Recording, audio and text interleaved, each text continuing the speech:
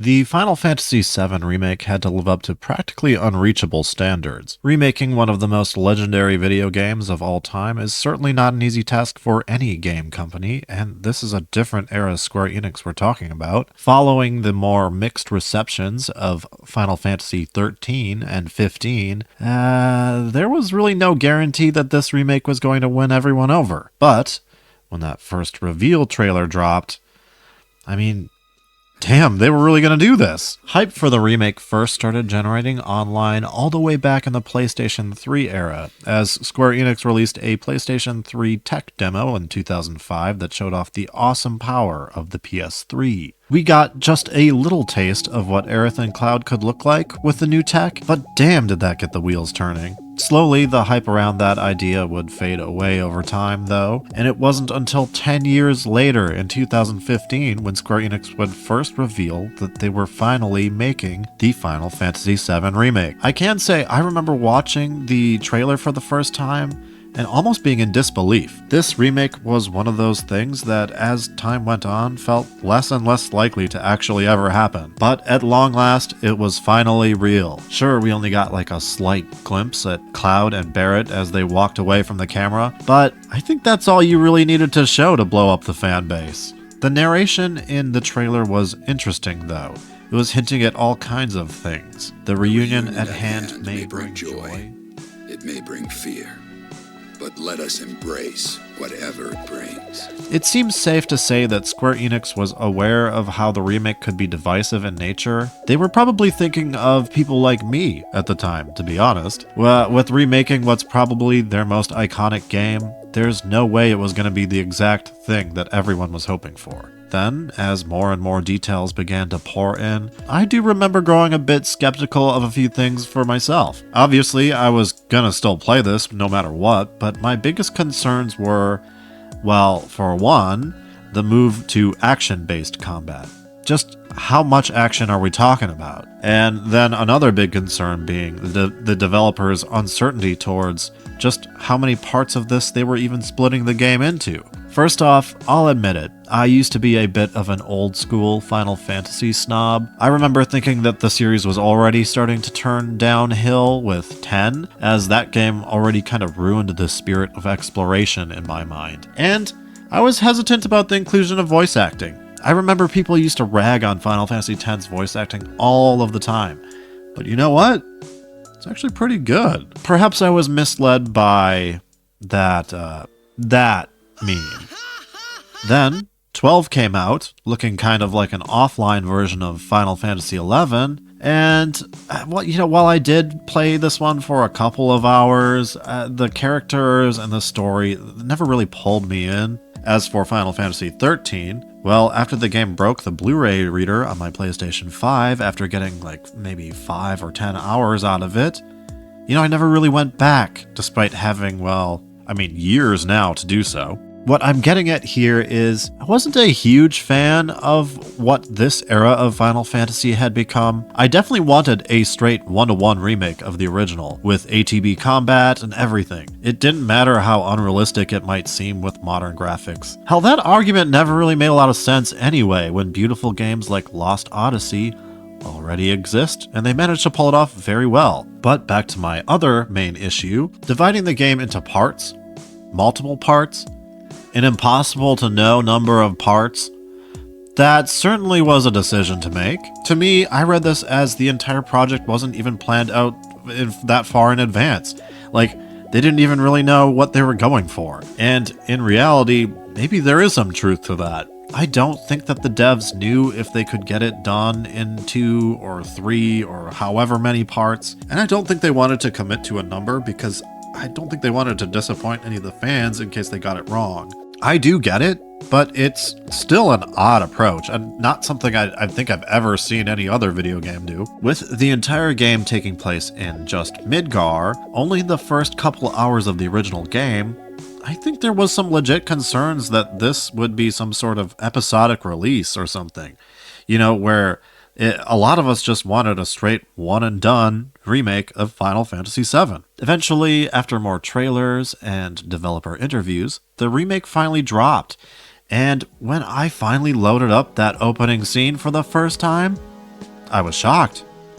They got it perfect. The legendary bombing mission was here in all of its glory, and they were playing it straight. Yeah, the reactor's got, it's a lot bigger to navigate, and we've got to learn the new ropes of combat, but the remake was real, and this is glorious. They perfectly nail Cloud's apathetic demeanor. He's this mercenary guy just here tagging along for a mission, just looking to get paid, not looking to get attached to the job. He's too cool for everyone here, and he knows it. Barrett is a total badass here with a gruff, commanding voice that sounds just great for him. Not sure about the sunglasses, but we'll let that slide for now. He's the leader of this group called Avalanche, and he's giving verbose speeches about how Shinra's greed is destroying the planet, so I guess we're gonna have to do something about it. Cloud's not super enthusiastic about any of this, and already in the first few minutes of the game, I was impressed with the characterization of our old PlayStation 1 crew. They feel perfect. The reactor looks awesome. The music instantly pulls me right back into that Final Fantasy VII world. And if you're a bit of a fanboy like me, yeah, you're gonna be hit with the nostalgia no matter what. We see the new depictions of Avalanche members like Jessie and Wedge. They're significantly expanded on compared to, only the couple of lines that they each get in the OG. Jessie is a big flirt and cool as hell. Wedge is kind of a dopey guy, but he's got good intentions, and he should sound real familiar for the Breaking Bad fans out there. And then there's Biggs, who is Charlie Sheen. The resemblance is incredible, really. Did they just copy Charlie Sheen? After Avalanche fights their way through various Shinra grunts and machines, we eventually make it to that opening boss fight against the guard Scorpion, and it's super intense. The battle is flashy and makes you utilize the game's real-time dodging and blocking. If anything, this fight might be a touch too long, but it does perfectly introduce players as to what to expect out of the Final Fantasy VII Remake boss battles.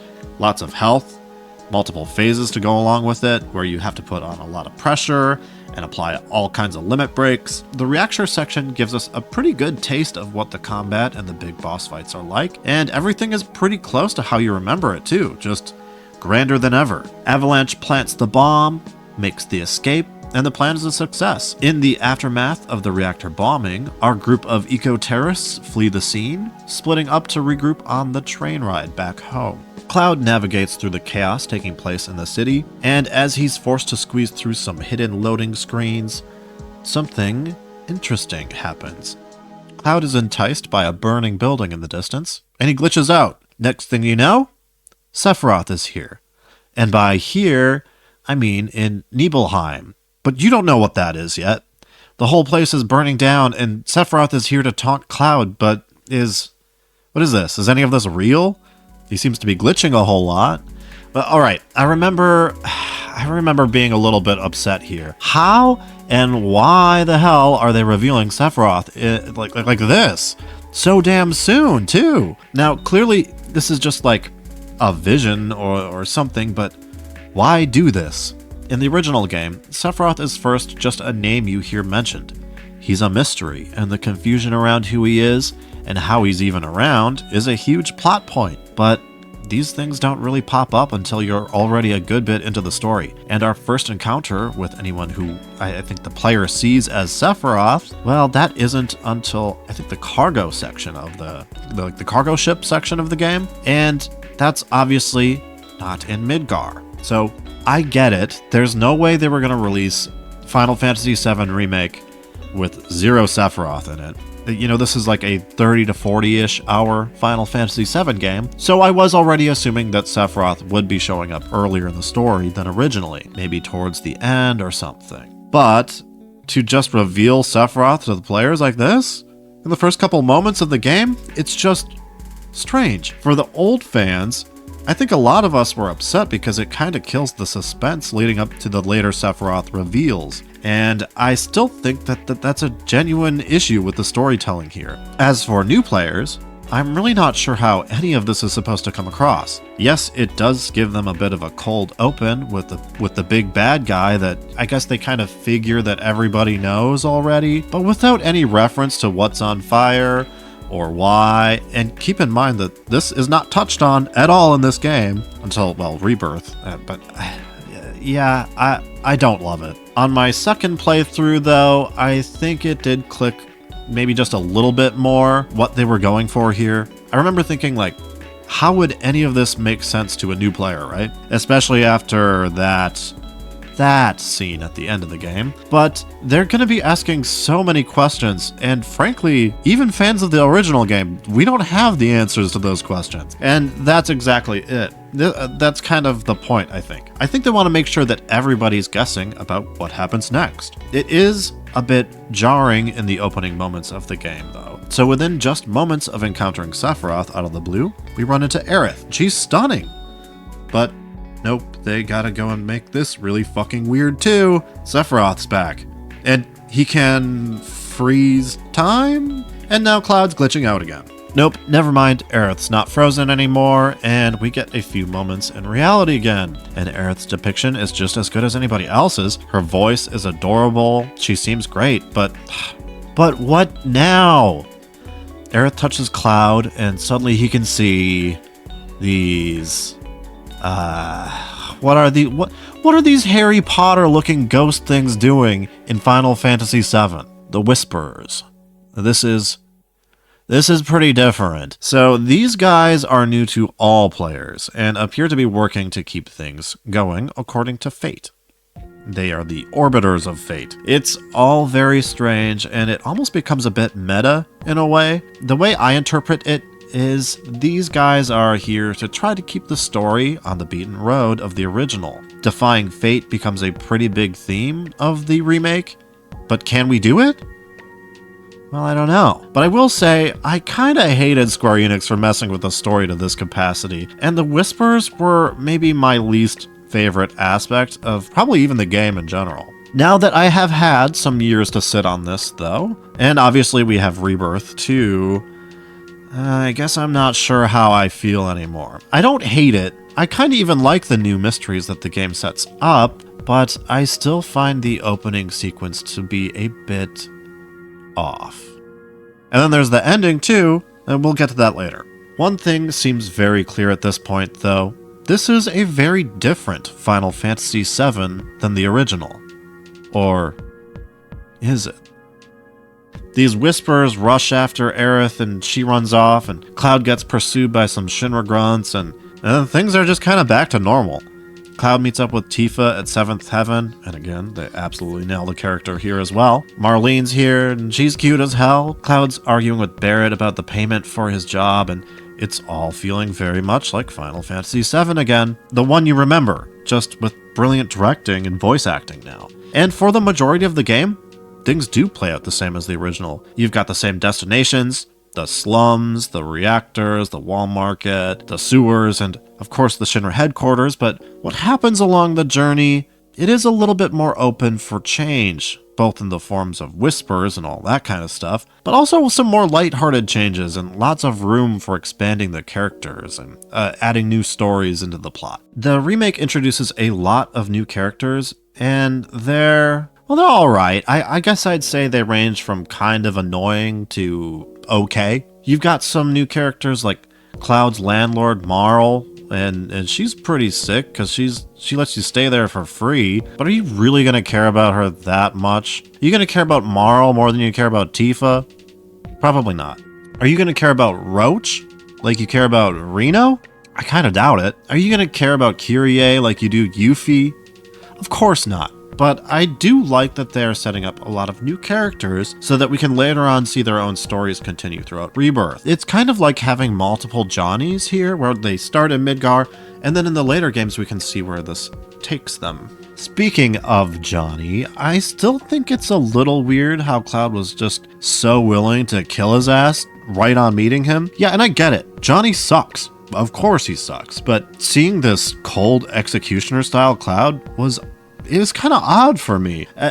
Is it out of character?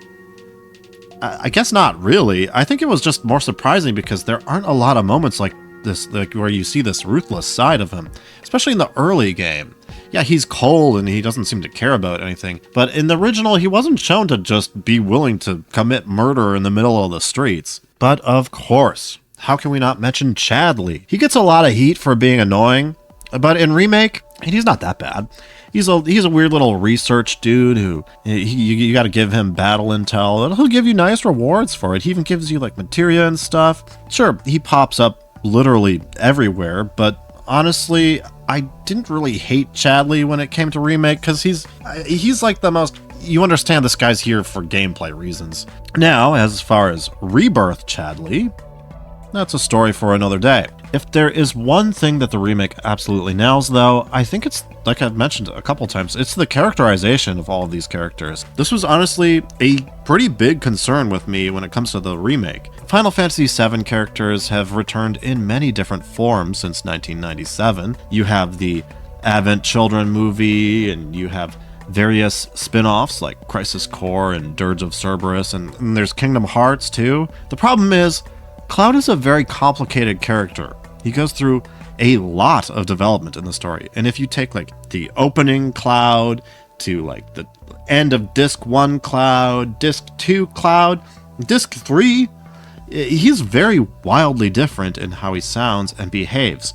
And of course, this is all explained throughout the story, but when it comes to the Cloud that we see in the sequels and spin-offs, I feel like they could never quite get the guy right. Yet when it comes to Remake, well, they actually nail it.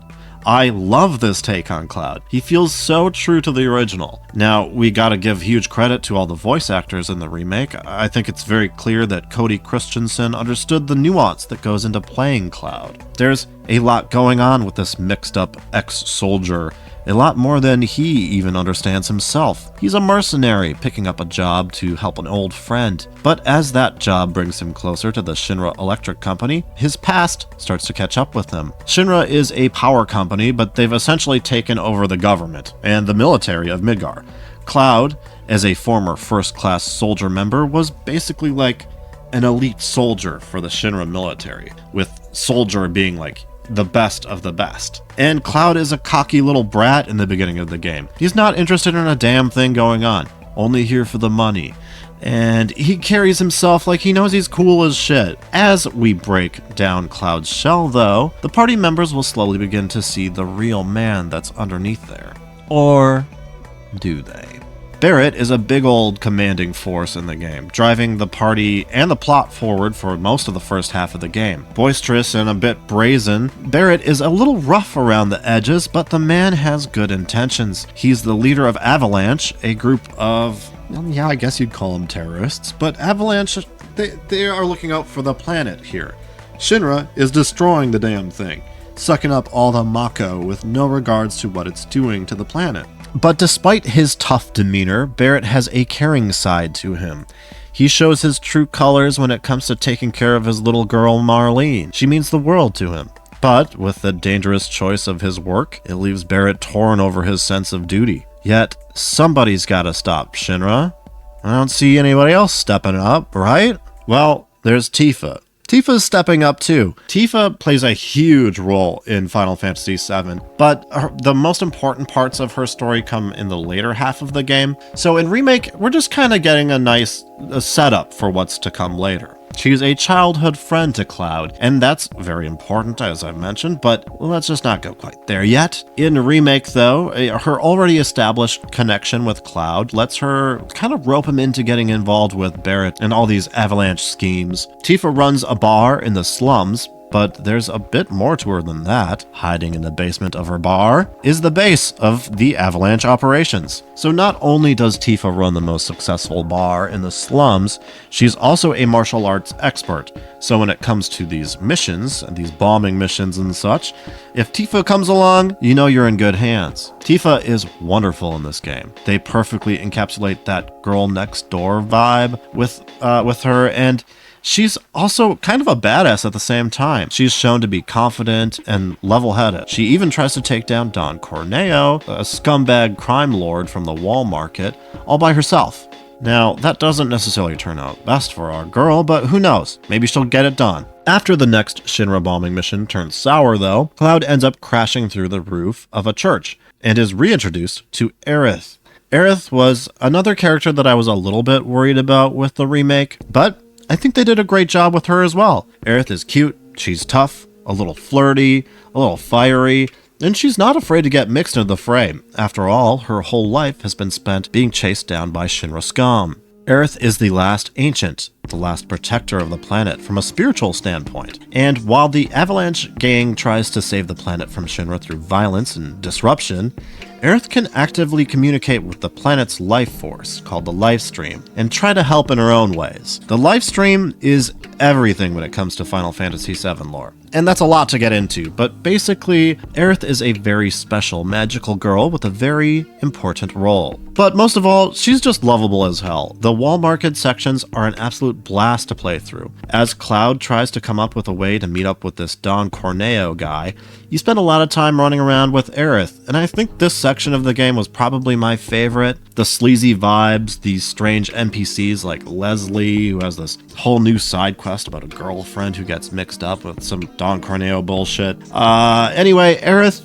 yeah, I think they got her down pretty well in this game. The whole cast is pretty much perfect. There's a little problem here. With the entire game taking place in Midgar, there's no Cid, no Vincent, there's no Kate Sith. The whole cast, they ain't here. Luckily, at least Red 13 is still present to some capacity. He appears as a guest character, kind of late in the game at that, but you encounter him at the Shinra headquarters, and it in kind of a similar way to the original as well. Red 13 is a test subject by the evil Shinra scientist Hojo. Hojo and test subjects are a pretty big deal, so get used to seeing that kind of stuff come up. Red 13 is a bit of a mystery in this game, though. Like I said, his introduction comes pretty late, but don't worry, he is significantly expanded upon in the next game. He does seem to know a lot more than you'd expect from a test subject rat dog, though, so And then there's also Yuffie. I feel like the remake tries to make up with the lack of teen girl energy with Kyrie, but that definitely falls a bit flat. Luckily, Yuffie does have her own DLC now that helps fill in the gaps as to what was going on with her during the story of Remake. And I guess I won't spend too much time on that in this video, but I will say the DLC is basically more of the same. If you like Final Fantasy VII Remake, you'll like the integrated DLC. It's like Yuffie and Midgar. The DLC comes with her own set of new side characters to meet and a little side mission, and probably adds about 5 or 10 more hours of gameplay. Yuffie quickly became one of my favorite characters to play as, though. Her combat is just insane. Then, switching over though, we've got to talk about the game's cast of ridiculous villains. When it comes to Remake, the game surprised me with how perfectly they get the characters' personalities down. And when it comes to the department of villains, they do a pretty good job here, but obviously the villains don't get quite as much screen time, and so we don't get to see as much character progression and that kind of stuff. But I do like what they've done here. The main antagonists for the game are the Shinra, so from the president and his son Rufus to his lackeys Heidegger and Scarlet, Shinra are all a bunch of power-hungry uber-capitalists set out to drain the planet of all of its life force to line their own pockets. Money is everything in Midgar. The rich live up on the top plates, while the poor people live underneath in what they literally call the slums. Final Fantasy VII has always been very direct with its allegories, and the remake is really no different. But these themes, they're as relevant as ever, right? Then you've got the Turks, with their Team Rocket-like involvement. They're supposed to be Shinra's top agents, but against Cloud, they kind of suck. Reno and Rude are a little bit annoying, but in just the right ways. Hojo, well, Hojo sounds like an evil cartoon character. And let's be real, he is basically your generic mad scientist. But I do think they hit the target here. He's creepy, he's gross, and he gets up to some weird stuff at the end there, and I can't wait to get revenge on his evil ass. In the wall market section of the game, the threat shifts from Shinra to the sleazy crime lord Don Corneo. This gross-ass freak is looking for a bride. Well, I guess another bride, but he's very punchable, and I think if we beat the shit out of this guy, we could probably get some good information out of him. Final Fantasy VII was always a very serious game, but it was not afraid to shock the players in different ways, sometimes in silly ways. And I feel like Final Fantasy VII is really a nice mix of both very serious, end-of-the-world type drama, but it can also throw in some of the goofiest shit possible. Finding the right balance of serious and silly, think that's really important here. Luckily, Final Fantasy VII Remake is weird as hell. Humor is very present throughout the story, and I remember some people thinking that they might even change the Honeybee Inn because it was, I don't know, too gay or something, but it's indeed very different in the end, but it ends up turning out very funny. In general, though, I've said it a couple times, the wall market section of this game, I think, is what really pulled me in and brought this game up another level. But, of course, with switching from funny back to serious, what would Final Fantasy VII be without Sephiroth? I will say, I do like his new voice actor. And obviously he looks great, tall as hell. Again, Sephiroth is here way too early. But what else can I really say as far as that goes? And when it comes to finding answers for what he's up to, well, you'll find very little of that here in Remake. I really can't imagine how weird a lot of the Sephiroth stuff must come across to players, but I guess that's fine because it doesn't matter if you played the original. It's weird for everybody. The majority of the important Sephiroth stuff comes towards the end of the game, though, so we'll keep holding on to that one a little bit longer. Sephiroth appears a few different ways throughout the game, most often in the form of cloud hallucinations. This is clear by the fact that the other party members don't see him. Yet, there are a couple times when they do see Sephiroth. He takes control over his reunion clones and, well, there's more about those guys. But before I get into all that stuff, let's talk gameplay here.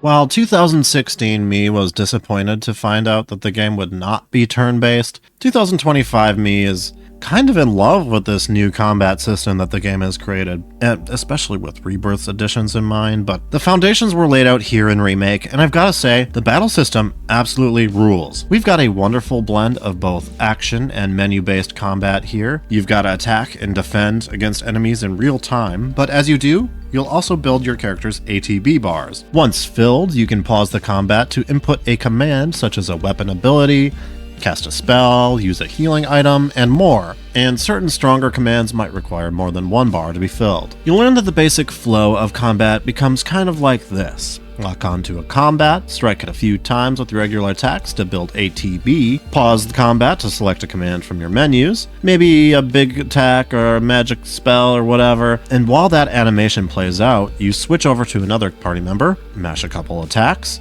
and repeat that process, constantly switching between characters and selecting commands. You'll find that your non-active characters also gain ATB much slower, so this is another way that the game incentivizes switching characters between turns? It's a really satisfying blend of action and command-based combat, and the way that it makes you use every character in battle, that does help bring in this party aspect to combat, something that some Final Fantasy games lately have been missing. Sure, you might be able to get by just by using Cloud, but you're setting yourself at a huge disadvantage. You won't be building ATB with your other teammates for when you need it, and you'll have to deal with the enemy aggro system targeting you constantly. The enemies will go after whoever the player character is at the moment, so the game will punish you for playing as anyone for too long. Cloud, Barret, Tifa, and Aerith, they each excel at different roles in combat as well. Cloud is the most jack-of-all-trades kind of style character, but even he has his stats pointing in a specific way to play, with the focus being more on physical damage dealing. Braver kind of becomes your bread and butter as it's no longer a limit break, and he can also switch to this defensive stance that allows him a really strong counterattack when you block an incoming attack. It feels great when you nail the timing,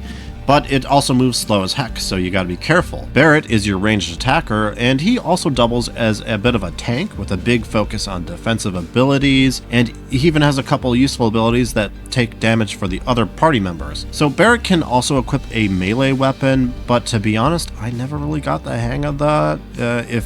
If you use a melee Barret, you gotta let me know in the comments. Barret is probably the most basic to play as, but his big defense and his HP pool is very helpful in the tougher battles. Tifa is more of an agility-based attacker with very high speed and damage, so she's capable of dishing out a lot of damage. Probably the most out of any character, to be honest. She's more focused on punches and kicks, so she's got to get up close, though. And she's fast, so you might not even get hit. Her unique ability allows her to stack up a few charges charges and then release it under a powerful charged up attack. Aerith is the strongest magic user and healer, and while building ATB with her can be a bit slow, her strong magic attacks and life-saving abilities make her extremely useful. She can also cast wards on the battlefield, such as the double cast one, that you'll probably want to use as often as possible because magic is very strong in FF7 Remake. This is pretty significantly expanded from the original, whereas each character does have better stats in the original in certain aspects. In that game, the characters are still more or less blank slates. You can load them up with whatever material you want to give them, and I gotta say, I think the more dedicated roles works great. It gives way for each character to really stand out and shine in their own way. That's not to say that materia isn't super important though, it is. You'll just be using your new character's specific abilities just as much, or maybe even more so, depending on your playstyle. The battle system is awesome, but not without its own faults. Flying enemies can be particularly annoying to deal with, as Barrett's really the only one who can damage them from far away without using ATB. And some stronger fights can be dragged on for so much longer than necessary thanks to the game's stagger mechanics and love of really unnecessarily huge HP bars. That is to say, you'll encounter a foe with a ton of health, and your regular attacks basically do nothing. Figure out its weakness,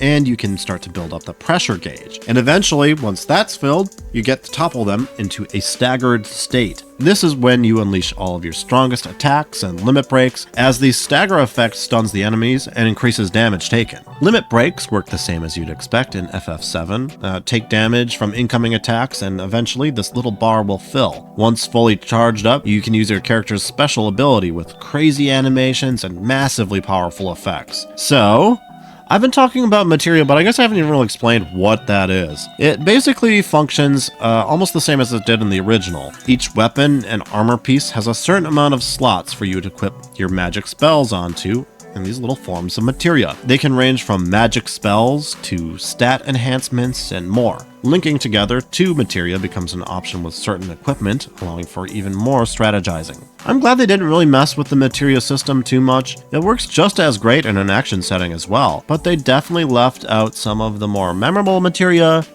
for later games. Each character has original weapon abilities that can be permanently learned by using that skill 10 times in battle. A lot of your staple abilities are learned this way. Each weapon has its own upgrades as well that you can pick from, such as extra damage, extra HP, and much more. So while you might get a certain weapon early in the game and it might suck, maybe after you upgrade it, you might end up finding yourself using an earlier weapon over a new one just because you prefer. The enemy variety is pretty true to the original, and the game makes sure to include the more wacky enemies. Hell House was a pretty notorious random encounter, but with Remake, this guy has expanded into a whole-ass crazy boss battle, and a very challenging one at that. Exploration of Midgar it's alright, but pretty limited. It was always a very linear section of the original game too, so it's not super surprising to find this is the case in the remake. While you will find that places like the Sector 7 slums and the Wall Market are substantially larger, back when they announced that the whole game would be in Midgar,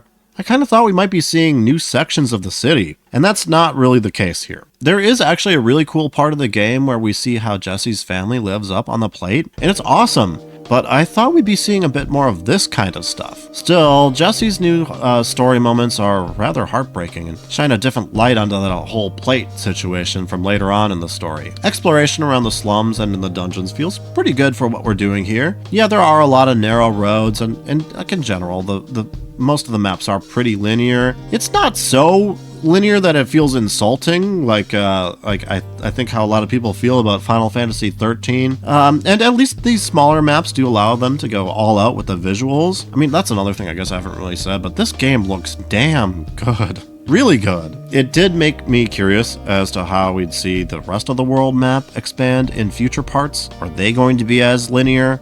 Luckily, that's all handled very well, but I'll touch on that in the Rebirth video. Visually, Midgar has never looked so good though. It's really cool to see how far we've come from Evan Children. What with the remake cutscenes blowing away, I think any of the visuals we saw in that movie. And now of course that's a 20-year-old CGI movie, but I think it's really cool that we're playing through fights in this game that are kind of inspired by the Advent Children cinematography, and this is happening in real time now, especially some of those fights towards the Can I tease this anymore? We're going to talk about the ending eventually, I promise. So the Final Fantasy VII Remake looks great, especially with the Intergrade upgrades, which improve a lot of the textures and lighting. It seems like the upcoming Switch 2 port will have the Intergrade updates as well. I think that's awesome, but I'm also curious to see just how well Rebirth will run on that whenever that's released.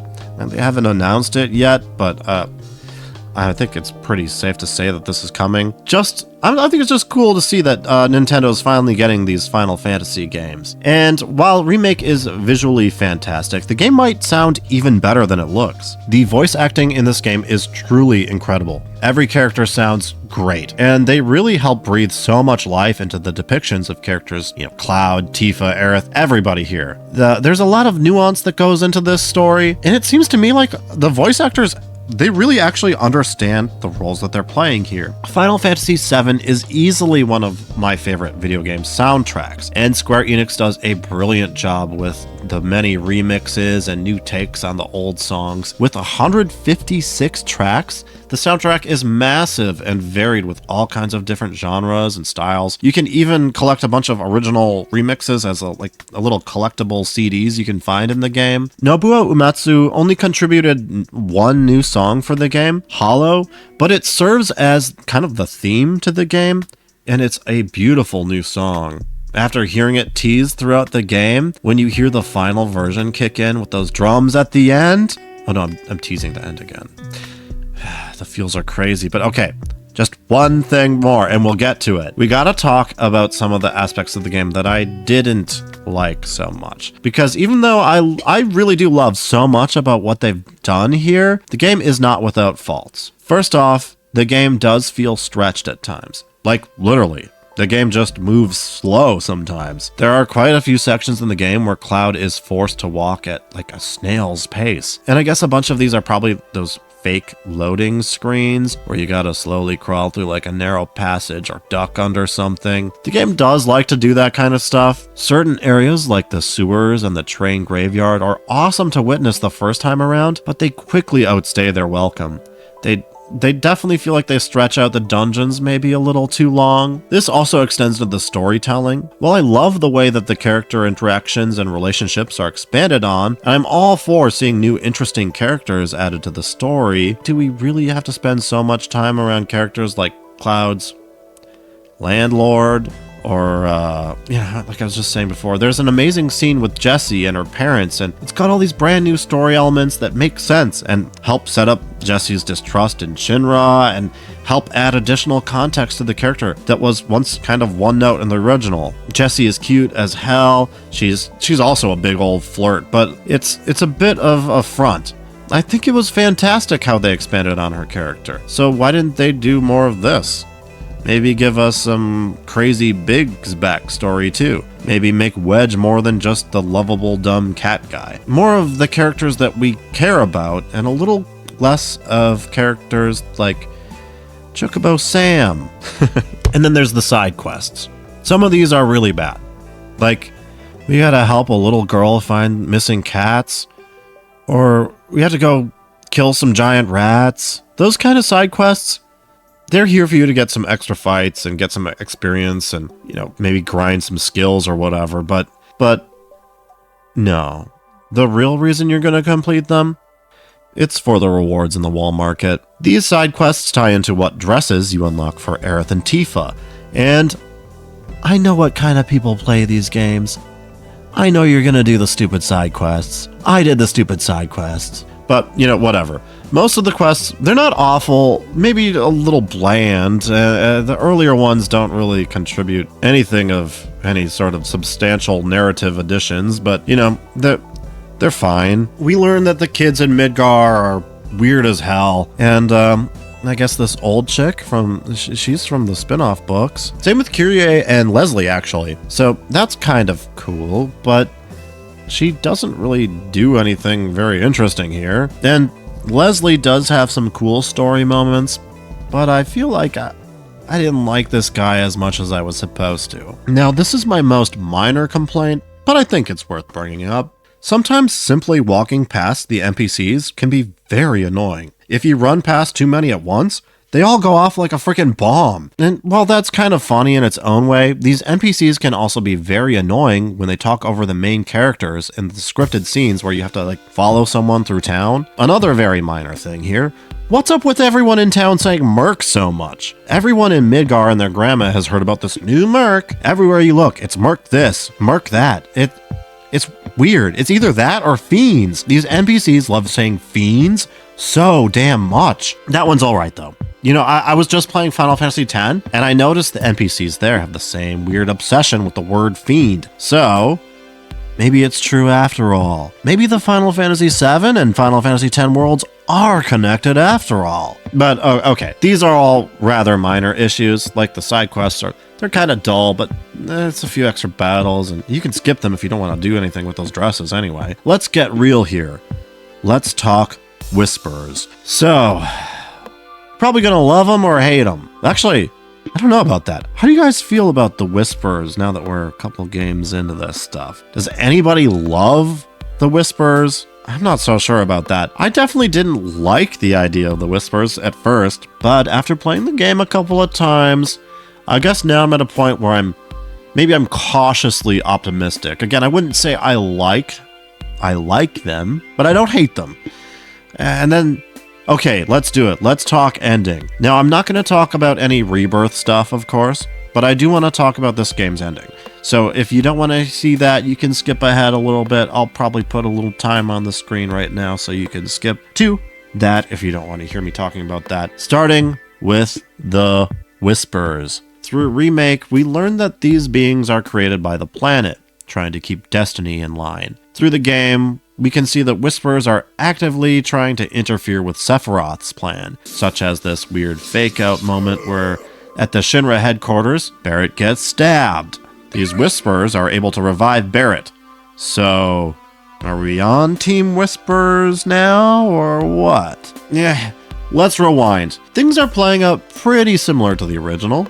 We gotta rescue Aerith from the Shinra headquarters. Cloud and the gang, they don't get caught this time, but they catch up with Aerith, and they end up instead of ending up in the cells, there's a different kind of similar moment that takes place in this room where Aerith used to grow up. It's a little sweet. It's a little sad. Not a bad change, but we never get caught. And then there's these assholes again. So, Red 13 seems pretty familiar with these Whispers. He informs the players of what I was saying a little bit ago, you know, arbiters of fate, blah blah blah, all that stuff. And Aerith also tells us that when she interacts with them, it's like she loses a part of herself. Oh, by the way, so yeah, Aerith is very connected to the life stream and the planet in the remake, and in many ways is suggested to know what's coming, almost like she knows the planet's fate. This leads to a whole lot of theories that, I don't know, did any of that stuff even come true anyway with Rebirth? I know I saw all kinds of wild theories about what to expect out of Final Fantasy Remake Part 2, like, you know, Cloud might die and be replaced with a different protagonist, or all kinds of wild stuff. And as far as I'm aware, nothing I remember reading about ended up happening. Well, anyway, the group, they're not captured. Instead, there's no waking up with the cells open, and you don't find all the dead Shinra employees. There's no trail of blood. And this kind of sucks. Kind of miss that scene because it was in my opinion, I always like that like kind of horror aspect that this part introduces, and it is absolutely absent here. There is no horror in Final Fantasy VII Remake. You lose the suspense around Sephiroth and Jenova and all of that. But anyway, I'm getting a little bit ahead of myself. We go through this trail of purple goo, and while it's nowhere as spooky as the original, I guess it'll work. Then we meet up with the president, but he's alive? Well, okay, don't worry, not for long. Sephiroth was just a little late. Or were we early? Okay, next, Sephiroth stabs Barret. This upsets the Whispers. I guess they don't give a fuck about President Shinra, and, you know, that's cool, me either. Before you can even feel for the guy, Barret that is, you know, he's stabbed, and is he dying? And he's surrounded by these things. And next thing you know, we're fighting Jenova.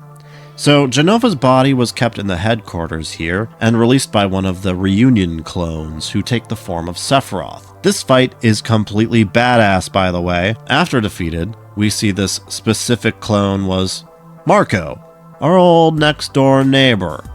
Very cool. Well, he's dropped Genova because, we just killed his ass, but before you can blink, there's another Sephiroth, and he's here to just run off with Genova. Whispers are doing all kinds of crazy stuff outside the headquarters. Sephiroth flies off, Barrett's good, he's fine. So, what's with this Sephiroth? Is this another reunion puppet? We know it's not the real Sephiroth, because, spoilers here, but his body's all frozen up in Mako, right? And there's also the Sephiroth Cloud sees in his head a lot. Well, that one's not real, right? Right? Well, anyway, Rufus is up on the top roof. That's kind of funny. Rufus is on the roof. This kind of plays out the same, though. The fight's a little tough, but things are playing up back to normal again. And then there's this Wedge scene. So Wedge survived a lot longer than expected, but fate still comes for him. Literally. The Whispers pull him out of the building to seemingly drop to his death. So, we still team Whispers? Anyway, the escape continues to play out kind of like normal, but the Whispers have gone completely crazy. And now they're surrounding the headquarters. Motorcycle time, and next thing you know, you're fighting this guy, but it's inside the context of the motorcycle minigame. By the way, I guess I haven't really talked about the mini-games here. We'll do this just a little bit, but I kind of like the Tifa Crunches mini-game. I know a lot of people got frustrated with that one, but I like the challenge that it provided. Box mini-game is alright. And then I guess the motorcycle mini-game. Is that all there was in Remake? Are there other mini-games I'm forgetting about? Well, anyway, doesn't matter. After we get through the motorcycle... Motorball? Is that his name? I think his name's Motorball. Once we defeat Motorball, things get weird again.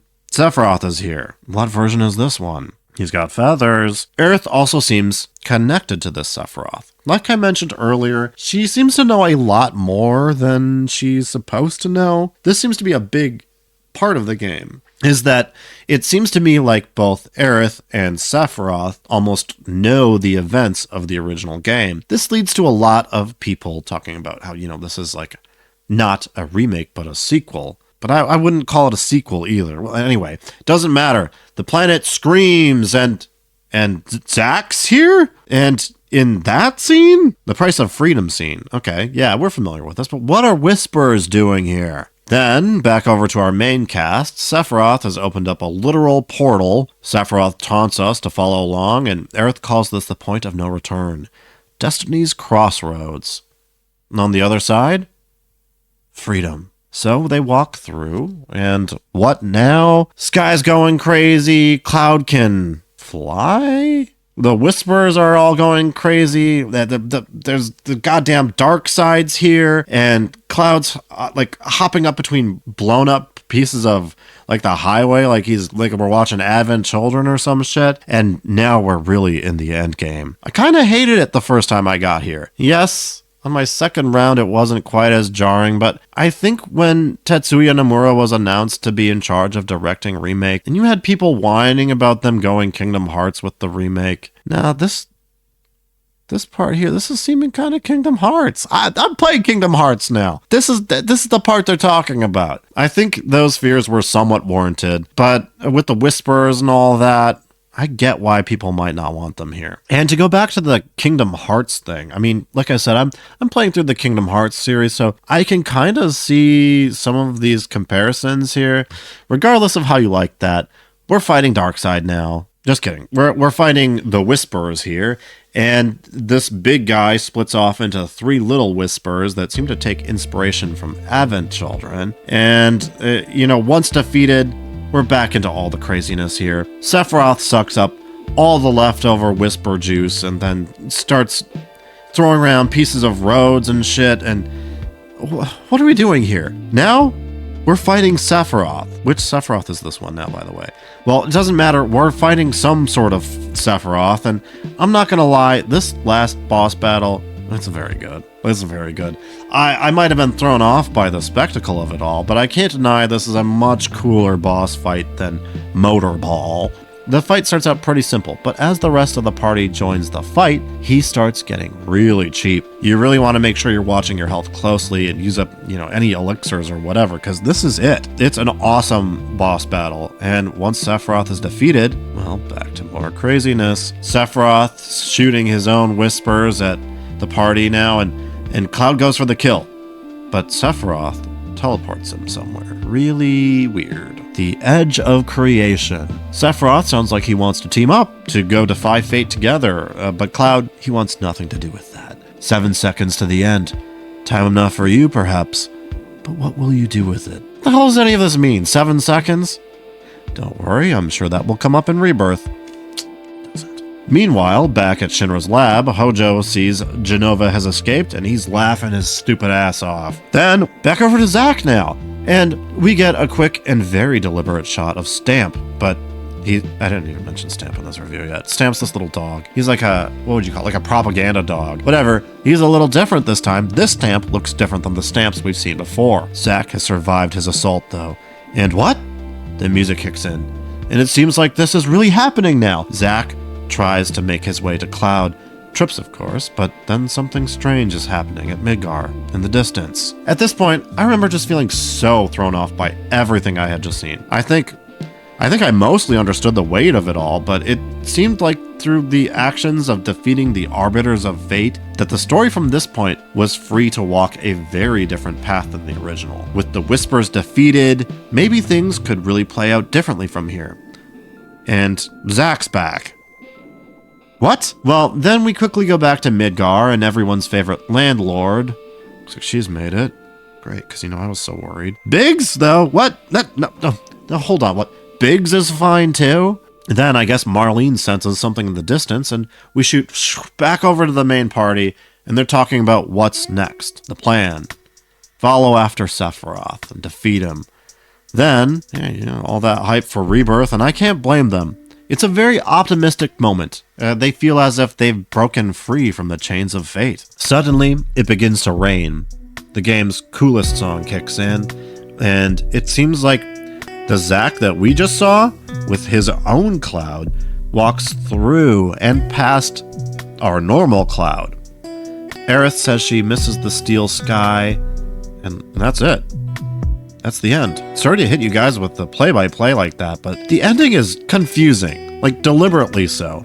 I remember the first time I saw this, I liked parts of it, but I was just like, what are we doing here? While the actual battles were cool as hell, I didn't really like how we went all in on Sephiroth for the final moments of the game. Like, that was a strange choice because to the new players, who is this guy? Like, now obviously I know who Sephiroth is, but the game does a terrible job explaining him to new players. And then at the end of the game, suddenly Aerith is all in about how he's the biggest threat to the planet? I mean, she's not wrong, but how the hell is she supposed to know that? Kind of goes back to what I was just saying, where she has knowledge of maybe the future. My second biggest problem with the ending was that the game seemed scared to kill off characters. I remember thinking that it seemed like Jessie was the only character to have died. After all, with Wedge, there was no body, and usually that means you're living, and with Biggs, the transition from Marlene to the party here, it seems to be implying that he's alive, right? And in the same reality as Barrett, and the whole concept of separate worlds or realities, or however you want to understand it these days, well, this wasn't also heavily theorized upon yet, nor did we have Rebirth. And I just remember beating the game thinking, like, what are we setting up here? Are they really going to make such huge, drastic changes? Can anything happen? By defeating the Whispers, we somehow glitch the timeline in a way that brings back Zack? And now that the Arbiters of Fate are defeated, like I'm saying, can we do anything? Everything seems to point signs to that being the case. And with Zack seemingly alive, but with a different Cloud of his own, are we working with multiple timelines too? It's a lot to take in. I think it took a while for me to become comfortable with what Square Enix had created here. After beating the game a few more times, and especially now that Rebirth is out, I think I can finally say that I'm excited to see what they're gonna do here, but I'm still cautiously optimistic. You might be thinking that by beating Rebirth, you'll have all the answers to the questions that this game sets up. You'll have some, sure, but not all of them. And in the place of those questions that do get answered, you're going to be left with twice as many questions that you don't have answers for. Ending aside, though, I had so much fun with what Final Fantasy VII Remake had to offer. It might not have been the remake that I wanted at first, but you know what's interesting? If I had gotten the remake that I wanted when I was younger, well, I wouldn't be here right now making this video, wondering what all this craziness and going to lead up to in part 3, and I would have just, played Final Fantasy VII again, which is good. But keep in mind, you can still do that whenever you want. And with PC mods, the original is fresh as ever. Instead, we get something familiar, yet very new at the same time. I don't think the remake is perfect. Not yet. But it was the most fun I had with a Final Fantasy game in a very long time. Remake was coming off the heels of Final Fantasy XV, another divisive game in the series, which was following 13 and 12, and these are games that some of them might have done damage to the brand. Remake surprised me though. Even though I didn't like everything they were doing at first, upon replays, I found that it's very clear that the creators understand and have a lot of love for the characters and the whole world of Final Fantasy VII. And I'm excited to see how these new stories will play out now that I've had some time to accept the game for what it is. With the best gameplay I've seen from the series in years, and extremely lovable characters that feel so much more alive than ever, there's a lot to enjoy here. If this were the only Final Fantasy VII remake that we got, yeah, I mean, maybe I'd be a little disappointed, but this is just the starting point of a trilogy, and I think the game succeeds at setting off this launching point. And as for Rebirth, well, I'll try to follow up this video with a Rebirth review somewhat soon. You guys gotta give me some time. You guys know I'm slow as hell. But anyway, if you guys make it to the end of the video, I don't know, hit that like button, whatever. I'll see you guys soon.